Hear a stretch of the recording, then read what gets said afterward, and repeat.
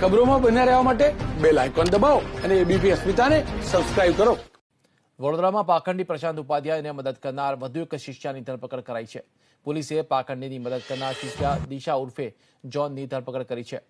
જ્યારે અન્ય આરોપી દિશા જસવાની વિદેશમાં ફરાર છે, ત્યારે ઉન્નતિ જોશીનું પોલીસ સરનામું શોધી રહી છે.